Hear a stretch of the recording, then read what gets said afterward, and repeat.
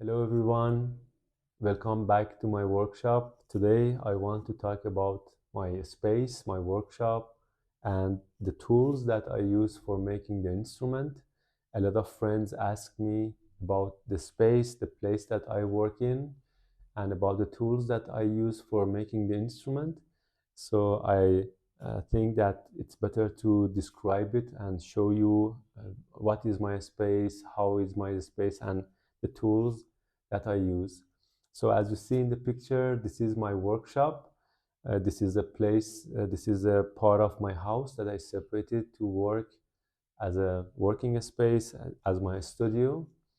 And because it is in a house, I have some neighbors. I always try my best to keep it clean and make as less as I can noises and some huge sounds.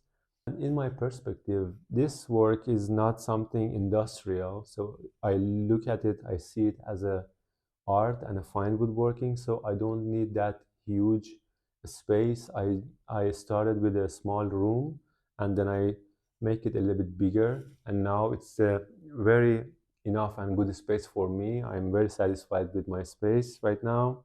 So let's talk about the tools, jigs and templates that I use for making the instrument. Of course, on the table, you can't see the hand tools except these two are electric tools.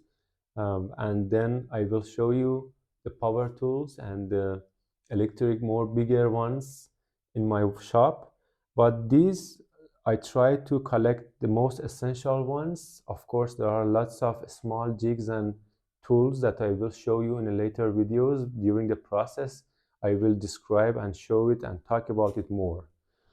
So the first thing I need to talk about is a table, the most essential thing that we need for our workshop. A stable one, a heavy one, I like, and it's completely depends on your height, on your body shape, on your body form, and your the way that you work with the wood. This is very satisfying. This is very good, suitable for my body.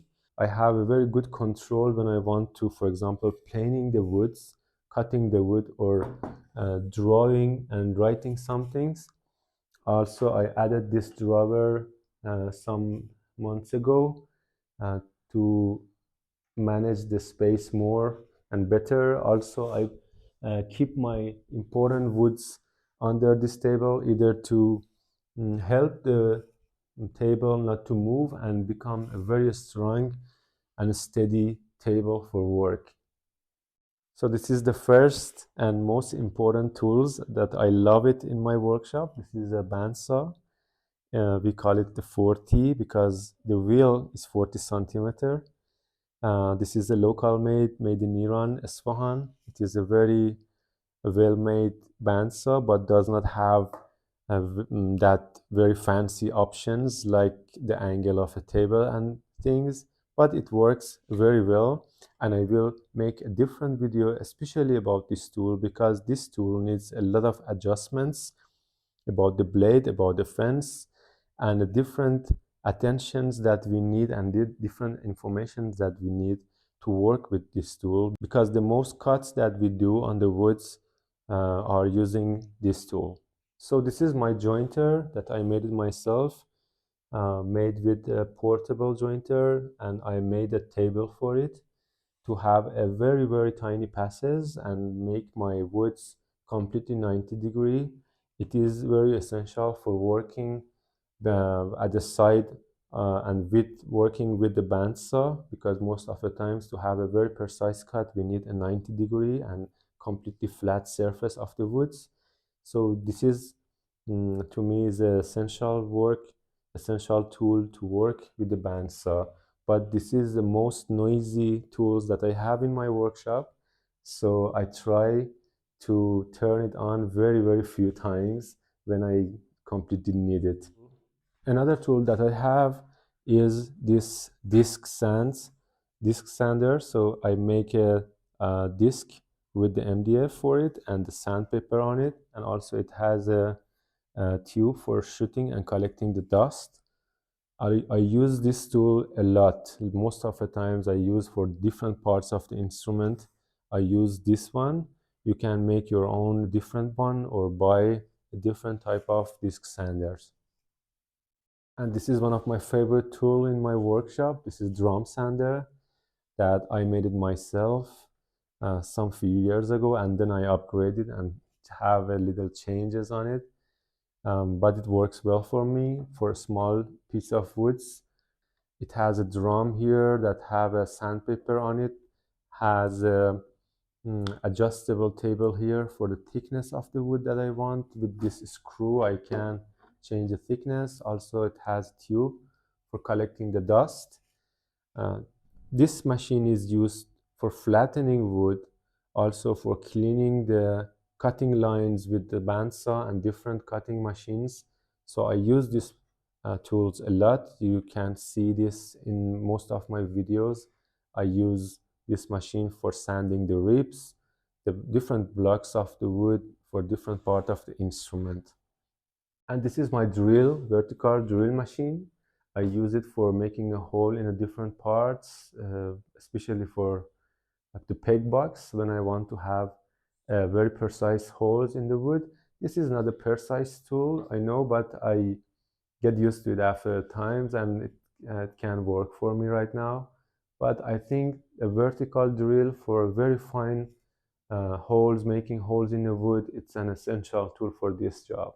Also, I have these two tools on this table. This is my iron table. I call it a dirty space in my workshop because most of the time I do a lot of cuts and make a lot of dust here. So this part is most of the time dirty, but very important part. And this is my workbench. It's a bench wise. It's my family heritage. Comes from my father. That I work with it a lot for different purposes, and you need it, I think, for different woodworking things. But this machine is not essential to me. I use this machine for cutting not straight lines, for shaped lines, but I just use it for just few project and few part of my instrument. But you can do it with your hand. This is not an essential tool, but I have it in my workshop. Here I have some clamps. These are enough for making the oats, but maybe you need a bigger one for different woodworking project. And I will add more later to my tools. But right now, this number of clamps are completely enough for our work. This flat surface that I put some sandpaper on the thick glass is one of the things that you can see in most instrument making workshops and studios. We use it a lot for flattening the edge of the wood ball, also for different piece of woods that we want to have a very flat surface. So I use it a lot and I love to have it in my workshop. Also, this tool that I like, it's a Maxon vise. It's the most simple woodworking vise you can make. I made it myself. This is a very simple wood. With these two screws I can open and close it. Also, it gives me the ability to hold the angled woods. So you can adjust with these two screws and hold different parts that is not completely parallel, like the neck part and other different parts of instrument. This is helped me a lot. So let's talk about the hand tools that I have here. Of course, the identical one is this hand plane number 4 that I have here. Later I will buy number 7 because for flattening the woods I need the number 7. Also I have a smaller one.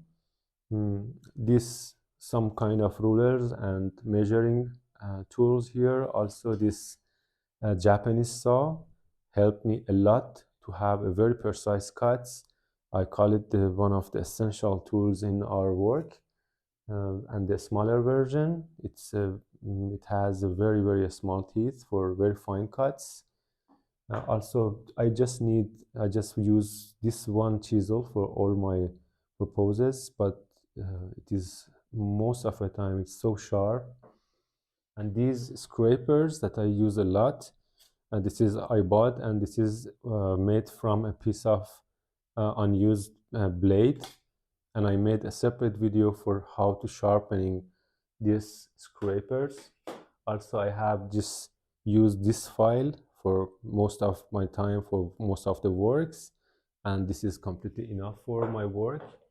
And the different tools, also I have these two water stone for sharpening the blade of the plane and the chisel. Also, I use these two different kind of Tide Bond glues right now.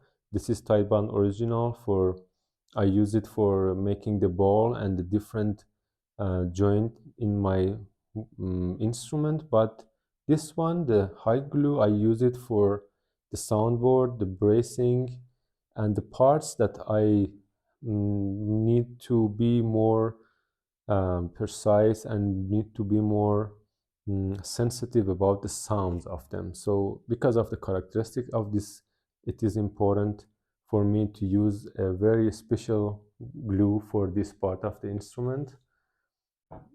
Also, I use shellac, that I have a different type of shellacs, but this is just for example. I use this shellac, also paper, tape, the stick lamps I use a lot in my works, the sandpapers that I put them on this foam to help me work with them easier.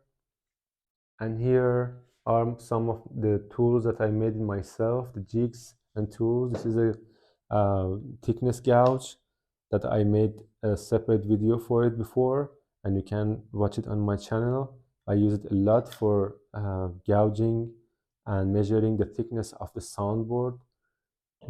Also, this rotor guide for making the channel around the sound hole of the instrument. These guides that I use for guiding the blade of my saw to have a very straight and controlled cut. Also, this one is for measuring, and I can use it with the ruler. This one is for guiding the blade in a different angle.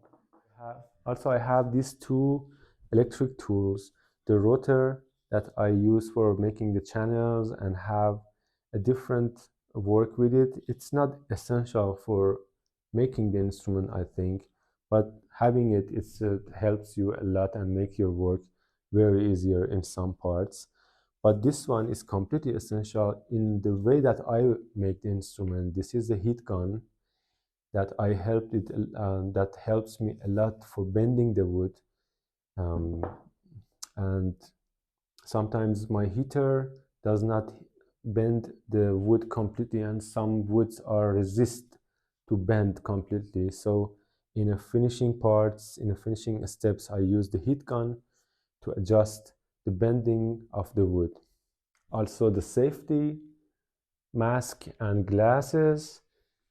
And here is my templates that I use for shaping my woods. These templates come from a project that I designed an wood with the help of my friend based on the Nahat style wood. So this is a template of the half shape of the face of the wood. Also, this is a template for the rib shapes for 17 ribs wood, and I have another one for 21 ribs wood. Also, this template is for the peg box. It's an optional design, you can have your own design.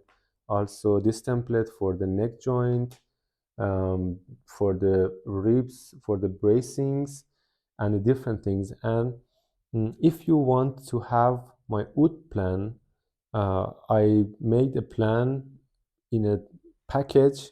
Actually, it consists templates, the sizes and information about the wood plan, completely about the ball, about the ribs, also the other details, also the editable files you can have, and the CNC ready cut for cutting something like this on a plexi to help you to work on your wood project. If you like to have my wood plan, you can email me and I will send you information about how to have it, and the other details that you need to know about my wood plan.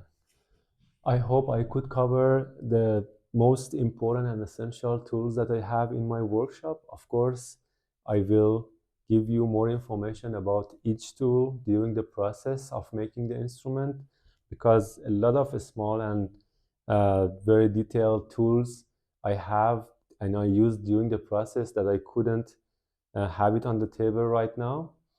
So stay tuned with me for another videos for the next steps of making this instrument.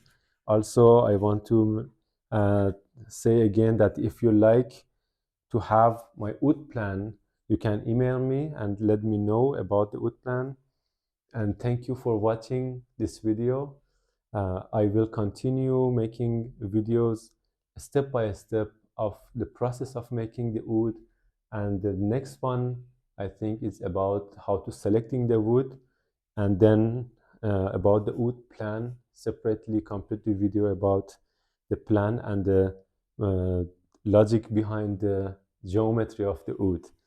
So thank you for watching.